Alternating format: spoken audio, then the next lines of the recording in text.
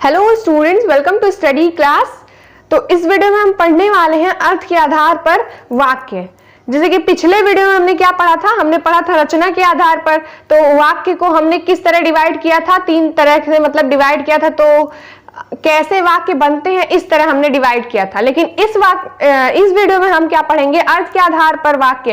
तो वाक्य क्या अर्थ देते हैं, इस तरह से हम वाक्य को डिवाइड करेंगे। तो इसके भी जो अर्थ के आधार पर वाक्य होते हैं, इसके 8 भेद होते हैं जो हम पढ़ने जा रहे हैं। एक एक करके सारा क्लियर करेंगे। तो चलिए स्टार्ट करते हैं। पहला है विधानार्थक वाक्य। तो ये कैसा वाक्य होता है जिस वाक्य में किसी बात को साधारण रूप से कह दिया जाए, वो होता है विधानार्थक वाक्य। मतलब कि कैसा भी बात हो लेकिन उसको साधारण रूप से दर्शा दिया जाए, तो वो होता है विधानार्थक वाक्य। जैसे कि उदाहरण हो गया, गीतू कुछ बताने लगा। तो ये साधारण वाक्य है, कुछ बताने लगा, तो ये क्या है, विधानार्थक वाक्य है। दूसरा है निषेधार्थक वाक्य। तो निषेधार्थक वाक्य क्या होता है, ऐसे वाक्य जिसमें किसी बात को न होने का संकेत मिले, वो होता है निषेधार्थक वाक्य। मतलब कि सिंपली हम ये कह सकते हैं कि जहां पे जिस वाक्य में नहीं जुड़ा हो वो होता है निषेधार्थक वाक्य। नहीं, ना, मतलब कि किसी भी तरह से वो नकारात्मक भाव दे रहा हो कि कोई काम के या कोई बात कुछ भी हो जिसमें नहीं करने का बोध हो, वो होता है हमारा निषेधार्थक वाक्य। जैसे कि उदाहरण हो गया, वे कल नहीं आएंगे। तो यहाँ पे नहीं आएंगे मतलब नहीं आएंगे, मतलब कि इसमें कोई संदेह नहीं है कि नहीं, पता नहीं आएंगे कि नहीं आएंगे कि नहीं आएंगे, ये नहीं है। बस सिंपली कह दिया गया है नहीं आएंगे तो मतलब नहीं आएंगे। तो ये क्या है, ये है निषेधार्थक वाक्य।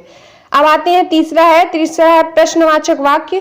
तो प्रश्नवाचक वाक्य तो हम ऐसे भी पहचान सकते हैं प्रश्नवाचक चिन्ह से। लेकिन प्रश्नवाचक वाक्य ऐसे वाक्य होते हैं जो प्रश्न पूछने का भाव हो, बोध हो, वो होता है हमारा प्रश्नवाचक वाक्य। अब आते हैं चौथे भेद पे। तो चौथा है आज्ञार्थक वाक्य। तो ये कैसे वाक्य होते हैं, तो ऐसे वाक्य जिसमें आज्ञा, उपदेश, प्रार्थना, अनुमति, ये सब का बोध होता है, वो होता है आज्ञार्थक वाक्य। मतलब कि इसमें आज्ञा भी होगा, उपदेश और प्रार्थना, अनुमति, ये सब क्या है, मतलब कि ये सब जहां पे हो, जिस वाक्य में होता है, वो होता है हमारा आज्ञार्थक वाक्य। जैसे कि उदाहरण हो गया, मुझे नेताजी से मिलने दीजिए। तो यहाँ पे आज्ञा लिया जा रहा है कि मुझे नेताजी से मिलने दीजिए। तो ये क्या है, ये आज्ञार्थक वाक्य है। जहां पे आज्ञा, उपदेश, प्रार्थना और अनुमति का बोध हो, वो होता है आज्ञार्थक वाक्य। क्लियर। उसके बाद आते हैं संदेहवाचक वाक्य। तो हमने अभी निषेधार्थक वाक्य के बारे में पढ़ाया, तो उसमें क्या बताया था कि किसी कार्य के नहीं होने का बोध हो। तो यहाँ पे कोई संदेह नहीं रहता है कि शायद नहीं रहता है, यहाँ पे नहीं मतलब नहीं होता है। लेकिन अब यहाँ पे जो हम पढ़ाने वाले हैं संदेहवाचक वाक्य में, तो इसमें क्या रहेगा, इसमें संदेह रहेगा, किसी कार्य को करने का संदेह रहेगा।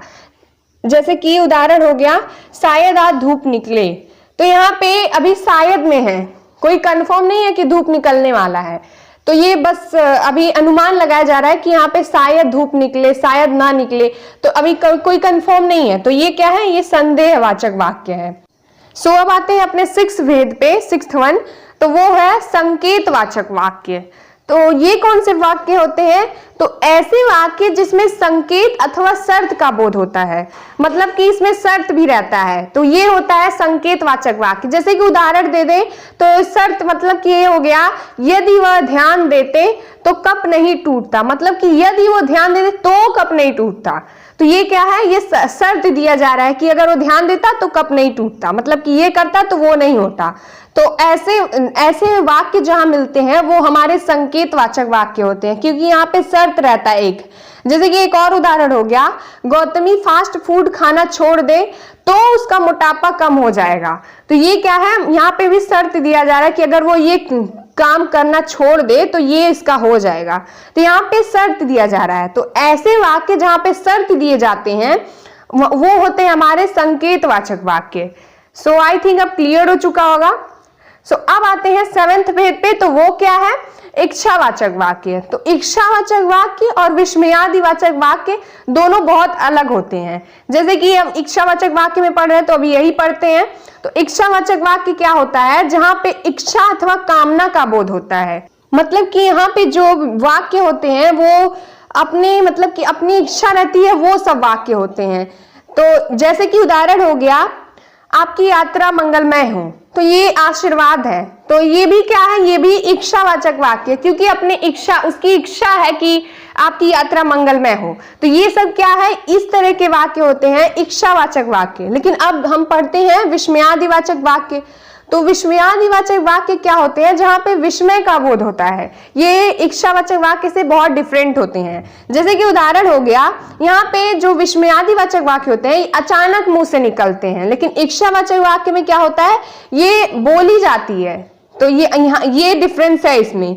और जैसे कि उदाहरण हो गया विस्मयादिवाचक वाक्य का, तो अरे आप अभी तक यहीं बैठे हैं, तो ये क्या है, ये विस्मयादिवाचक वाक्य है। मतलब कि अचानक से आया होगा और बोला होगा इस तरह देख के। तो ये क्या है, ये विस्मयादिवाचक वाक्य है जो अचानक से निकलता है। लेकिन इच्छावाचक वाक्य में क्या होता है, ये बोली जाती है, जानकर बोली जाती, जानबूझकर बोली जाती है। तो ये होता है इच्छावाचक वाक्य।